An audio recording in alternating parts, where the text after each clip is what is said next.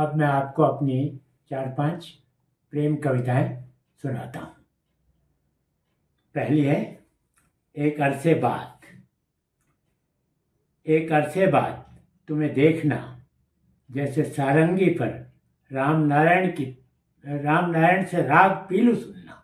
एक अरसे बाद तुम्हें देखना, जैसे सारंगी पर राम नारायण से राग पीलू सुनना। वैसे ही सिकुड़ जाती हैं चेहरे की शिराएं, और कुछ वैसी ही टीस अनुभव होती है हाथों में कहीं गहराई पर तुम्हारे साथ चलना। जैसे रोएरिक के शोक रंगों के मायालोक में घूमना, वैसी ही अपने आप को हवा में बिखेर देने की सी इच्छा। एक खुशबू की तरह भार मुक्त हो जाने की सी अवस्था। तुम्हें प्यार करना, जैसे भारती की रंगीन गुलाबों की घाटियों में से गुजरना। नसों के रेशमी तूफानों के रास्तों से निकलना, और बादल धुले कचनारों की नरमाइयों के आकाश में तैरना। दूसरी कविता है बर्फ पिघलने के बाद भी। इसमें अंतरंग गहरे प्रेम के नारी पक्ष को व्यक्त किया है कि नारी कैसे अनुभव करती है इसको। तो कैसे फिराते हो तुम मेरे शरीर पर अपनी अंगुलियां प्राण, कौन सा जादू भरा है इनमें कि कस कस जाते हैं मेरे शरीर के सितार की सारी नसों के तार। थिरक उठता है मेरी नसों में शताब्दियों से सोया हुआ कोई आदिम संगीत। समंदर की अदम्य लहरों की तरह मंत्र मुग्ध सा तुम्हारी उंगलियों के इशारों पर, और जाग उठती हैं मेरे लहू की अथाह गहराइयों में बेहोश प्रागैतिहासिक युग की हजारों कविताएं। कौन सा दर्द, कौन सी आग भरी है तुम्हारी इन उंगलियों में प्राण। कौन सा दर्द, कौन सी आग भरी है तुम्हारी इन उंगलियों में प्राण, जो सैकड़ों रेगिस्तानों की व्याकुल प्यास मेरे रोम रोम में रख जाती है। कि जब मेरे अस्तित्व की जड़ रूपरेखाएं चरम सुख के तरल बेसुध क्षणों में घुलने लगती हैं, और मैं तुम्हारी बाहों की अभय देती हुई शाखाओं में अपनी गर्दन झुलाए हुए एक अलसाई हुई लता की तरह खो जाती हूँ। तब भी मुझे लगता है कि अनलांघी घाटियों और पहाड़ों की क्वारी बर्फ पर पड़े पहले पदचिन्हों की तरह सदियों तक मौन सहती रहूंगी। अपने वक्ष पर संजो कर रखूंगी तुम्हारी उंगलियों से लिखे इन घावों को, बर्फ के पिघल जाने के बाद भी। अगली प्रेम कविता है तुम नहीं हो पर कमरे में फैली हुई है तुम्हारे चेहरे की गोरी चिकनी खुशबू। कि अचानक कोई पुस्तक पढ़ते पढ़ते अपने चेहरे के बहुत नज़दीक महसूस होता है तुम्हारा चेहरा, और मैं हठात अपनी गर्दन पर से तुम्हारी सांसों का गुदगुदाता हुआ स्पर्श पहुँचने लगता हूँ। तुम नहीं हो पर कागज की रंग बिरंगी नावों की तरह तुम्हारे हल्के फुल्के चुंबन मेरे कमरे की हवा में तैर रहे हैं। रोशनदानों की राह से मेरे पास चले आते हैं कभी दो नन्हे नन्हे सफ़ेद कबूतरों की तरह पंख फड़फड़ाते हुए तुम्हारे आलिंगन, और धीरे से दरवाजे का पर्दा हटाकर झांक जाते हैं अक्सर तुम्हारे लाज से लाल समर्पण में पिघले हुए इरादे।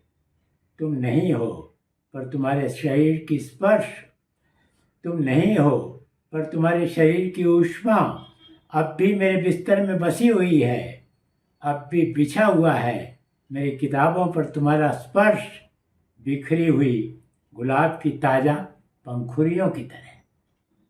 अंतिम कविता है इस सिलसिले की, कभी कभी ये सोचकर। कभी कभी मैं दंग रह जाता हूँ ये देखकर कि प्रकृति ने इतना विशाल वैभव मुझे बिना मोल कैसे दे दिया है अनायास।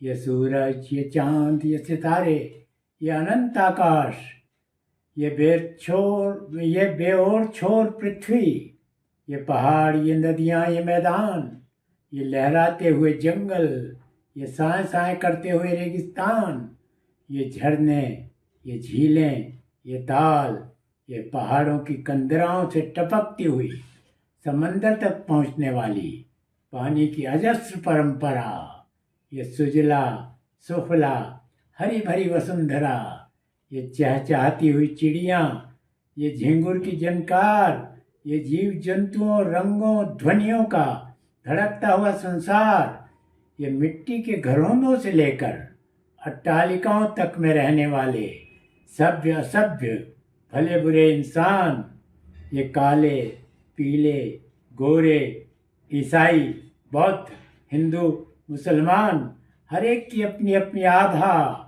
हर एक का अपना अपना सौंदर्य, ये भाषा भूषा भोजन का वैशिष्ट्य, ये विविधतापूर्ण संस्कृतियों का ऐश्वर्य, और सबके दिल के तारों को थिरकती हुई और सबके दिल के तारों में थिरकती हुई एक ही तान, पता नहीं कब किसी की किस अदा पर मन हो जाए कुर्बान। कभी कभी ये सोचकर मैं रह जाता हूँ हैरान। कौन सी कीमत अदा की थी मैंने इतनी हसीन दुनिया की, कौन सा त्याग, कौन सी तपस्या की थी मैंने कि मुझे मिला ये संसार, और उसमें तुम मेरी प्राण जो है इस संसार का मेरे लिए नितांत निजी अवदान। क्या दिया था मैंने किसी को कि मुझको मिला तुम्हारा ये परम काम्य तन और मन, जैसे ओस की बूंद पर थिरकती हुई धूप, जैसे बादल के जिस्म पर सांझ की किरण।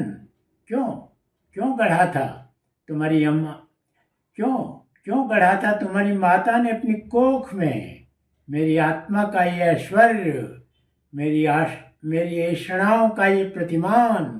किसके लिए पाला और पोसा हाथरस की गलियों और वनस्थली के कुंजों ने ये रूप रंग गुण का गुलदस्ता, ये पुष्पोद्यान केवल मुझको ही कैसे मिल गई। संस्कृति की ये सबसे स्नेहिल सबसे मधुर मुस्कान, कभी कभी ये सोचकर मैं रह जाता हूँ हैरान। कैसे बिना कुछ भी चुकाए मिल गए मुझे दो प्यारे प्यारे बच्चे। कैसे बिना कुछ भी चुकाए मिल गए मुझे दो प्यारे प्यारे बच्चे। कुम्हार की चाक से उतरे हुए माटी के दो दिवले, मुलायम सौंधे कच्चे, जैसे बारिश में नहाई हुई बेला की दो कलियां। जैसे बारिश में नहाई हुई बेला की दो कलियां, जैसे सूर्योदय में सुवासित शिरीष के दो फूल, अपनी स्नेह डोर के दो छोर, अपनी ऊबड़ खाबड़ अस्मिता के दो कूल, एक मासूम सी देवदूती, एक नन्हा तूफान। कभी कभी ये सोचकर मैं रह जाता हूँ हैरान।